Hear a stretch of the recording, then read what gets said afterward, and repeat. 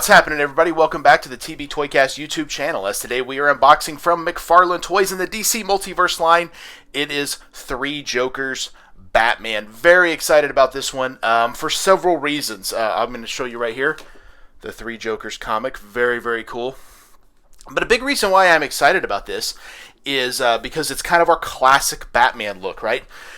Looks like a typical Batman. It's kind of the Batman we remember maybe from the animated series or the comic books. You got the gray, you got the black, you got the classic logo here. That will always be my favorite Batman logo. I found a shirt with that logo when I was in high school. Wore it all the time. And, you know, my mom was always wanting me to dress nice. I'm like, I've got to wear my Batman shirt every week because it's Batman, you know. And, like, almost every time people are like, hey, Batman, you know. It was always one of those things, like, cool shirt. Heck yeah, man. But the Three Jokers comic is definitely one of my favorites.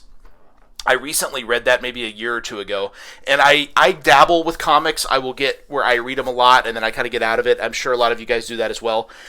I feel like with hobbies today, it's hard to be all in on everything. Like, it's hard to be all in on figures and everything else, right? Because so much of it consumes your time. Kind of like Marvel. I'm a big Marvel fan. Obviously, this is DC, comic books in general, but I love the Marvel movies, but they became so many with so many movies, so many TV shows. It's like, well, I have other stuff I want to watch too, and so I've fallen behind. And I've realized I never watched Wakanda Forever, Black Panther Wakanda Forever, so I'm actually in the process of watching that. I'm going to finish that up after I do this video. I want to get this video done today, but it's pretty wild how crazy it is, right? And so very excited for this Batman figure. The only thing I noticed, and I didn't notice this until I literally put it up on the table right before I started recording, his trunks area is gray too. You know, I feel like it looks better when it's black. That's kind of the classic Batman look. I mean, it is what it is. I also get the artists kind of wanting to get their own feel to these characters, so I do understand that. Of course, he's got his trading card and his stand there in the back, and it looks like a Batarang accessory, so not a lot of accessories, but I think that's okay. We have seen this Batman mold used multiple times, which I think is okay. We still got a bit of a roster on the back here with this one. The Demon Etrigan, King Shazam, Dr. Fate, and it looks like another Batman, so not a bad thing. They've kind of gotten rid of that, but look at this artwork here, right? Obviously, that's a picture of the figure with a backdrop, but that to me is like, that's awesome. I want that. I love the bat signal, the kind of the Gotham City skyline. Really, really cool stuff.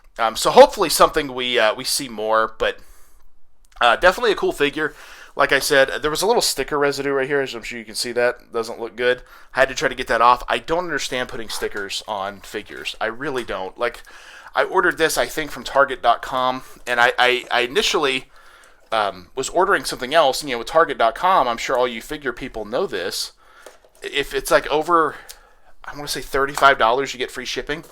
So you're like, well, I might as well get another figure, you know, because I'm all about not paying shipping. I don't know how you guys feel about that. Like, if I can get away from free shipping, I'm all about it. And I think that's the Amazon Prime way that our world is nowadays, where if we don't pay shipping, it's ultimately better, just because it sucks so much to pay shipping, especially when it gets expensive. You know, a lot of shipping's $8 or $9 nowadays. It's like, geez, I just want to buy toys. I don't want to pay to have it sent to me. You know, that's ridiculous. And we're going to try to get the stand out of here if we can, maybe.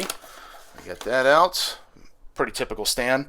Nothing different, but it always is cool that these are included. I think that's a nice feature.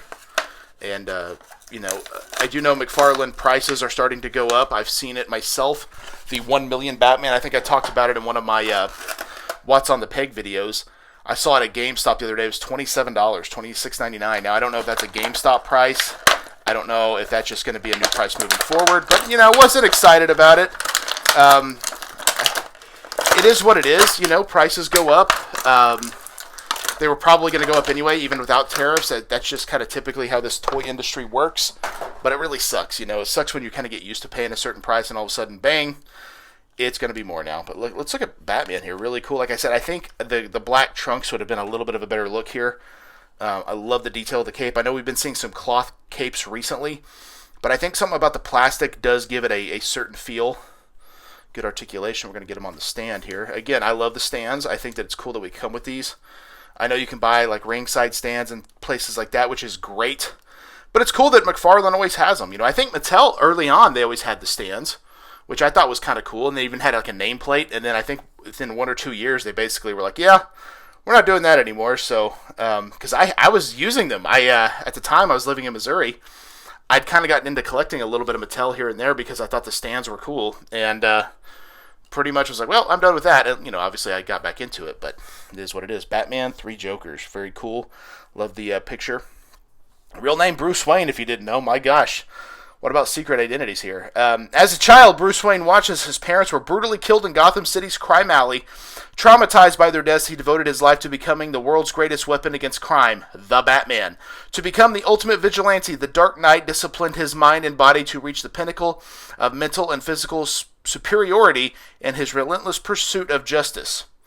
In perpetual battle with the Joker, Batman has discovered there are in fact 3 individuals operating as the Clown Prince of Crime, each resembling a different version of the villain from Batman's past adventures. Now, with all 3 versions of the Joker banding together in a nefarious plot, it's up to the Dark Knight, Batgirl, and Red Hood to take down the terrifying trio.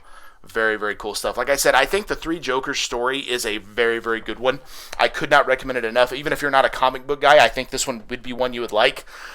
I do know a lot of the Batman stories and the DC stories in general, they do brand into animated films, and that's one I really hope that they do, because it would translate well. It was a great story. It had me pulled in the whole time, and I think with comics, a lot of comics nowadays, they're not single adventures. They're usually like 6-part in a series or whatever it might be. And to stretch out a story for 6 issues to make an entire book, sometimes you feel like it's a little bit of a lull. And I feel that way with TV shows too, where it's, you look at a network show. Arrow was a good example, another DC show back in the day. Like, each episode was an adventure, but it all made up a big story. Because if it's just one long story, it feels like it lulls a little bit, to me anyway. So with this, I think it's a little bit of a better situation to have a story for the episode, but then a big story developing as the show goes on for that entire season. And I think 3 Jokers Batman would be cool. I would love to see some live-action Batman television at some point. We had Gotham a few years ago, which wasn't bad, but again, that was a young Batman, and it kind of ends with young Bruce Wayne becoming Batman for the first time. So it's an interesting one, but I would love to see that sometime down the road. But what do you guys think? I think it's a pretty cool Batman figure. I have no complaints about it. Like I said, I know we've seen this mold before. I will say about McFarlane, these are pointy. Very, very pointy. Like, when I pulled it out of the package, I tried not to react to it, but it actually poked my finger a little bit. I was like, ah! I'm not trying to take a blood test here, people. What's going on? But like I said, I love the logo. I think that's classic. I think the black trunks would have been nice, but I'm sure somewhere down the road there's going to be that version of Batman with those type of trunks. I think the head sculpt is top-notch. And the McFarlane figures, I really have no complaints about them. I'm still a little upset that McFarlane's losing the license. I know that's just kind of the way it goes, especially with these big licenses. Hasbro keeping Star Wars, Marvel, and well, they've always had Transformers, but all those big properties for so long is pretty incredible, as a matter of fact, because I think that's just something that these big companies want. And I think Warner Brothers owning DC was probably like, time to move on, because Mattel had it for a long time. I was a big DC Universe Classics fan. I remember getting those figures early on, then kind of falling out, and then since then I've kind of recollected a few of them. But to me, these have been great, and obviously I've been unboxing a lot of DC Multiverse figures on the channel. Like right here, I got Static Shock, who's kind of a deep cut, but a really cool figure, and you see there, like, they do good on scale and stuff, like fun figures, and I think that's the key to the stuff, is just keeping them fun and keeping them fresh. So what do you guys think? Is 3 Jokers Batman one you want to pick up? It's, to me, if you're not necessarily a fan of the 3 Jokers story, or you're not familiar with it, this is also kind of a classic Batman. And I know a lot of people may not need all the variant Batmans in their collection, but this is kind of the classic one a lot of us remember. So maybe that will get you to collect it. Hard to say. But like I said, I love the McFarlane figures. I think they're great. One of my favorite lines going. I'm going to be super sad when it goes away. I hope he at least retains rights to do certain things, maybe, whether it's Page Punchers or the retro line or something, because I would love to see it. But at the same time, it's always exciting when a new company gets a license. I know Playmates now has the rights to Power Rangers. A lot of people not excited about that. I'm kind of a little bit like, we'll see what happens. But at the same time, it's like, it'll be kind of fun to see Power Rangers on the shelves again. The Lightning collection was great, but I think with Power Rangers, you got to focus on Mighty Morphin, because that's what we all remember. That was the big heavy hitter. So we'll see what happens. But I've seen some of the images. I'm not super fond of them yet, but we'll know, I guess, more in time. But there it is, 3 Jokers Batman. a cool figure and one I'm definitely glad to have in the collection. But thank you guys for checking out the TB Toycast YouTube channel. Check out some of my other unboxings. Recently unboxed, speaking of Batman, how about Lightning Strike Batman from Batman the Animated Series, also from McFarlane Toys. You can check that out in the archives.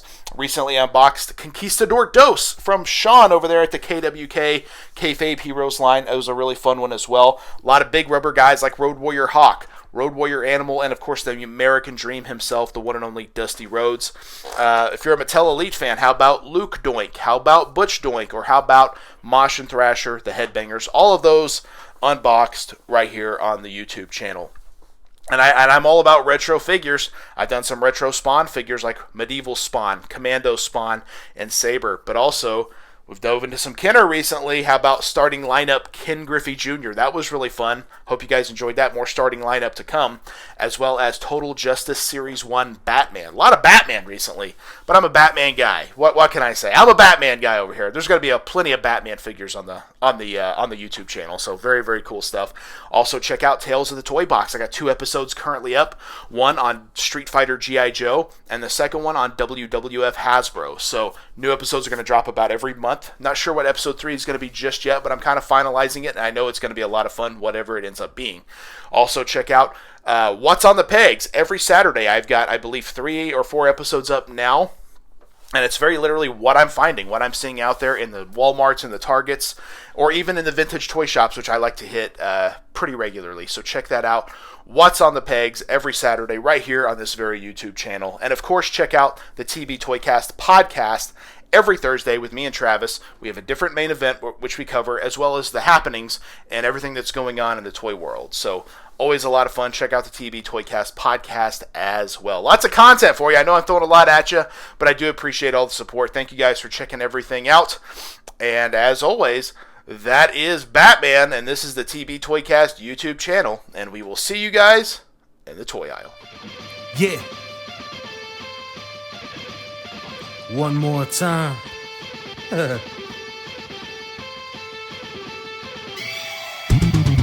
It ain't over till I say it's over. So lock the cage up, cause this is a takeover. The wait's over. If this the final time we meet, then you'll be on your back on my feet. Then I'll tip the cage over as a hangover. I'm super fly so I can splash off the top. And I can shut down the shot.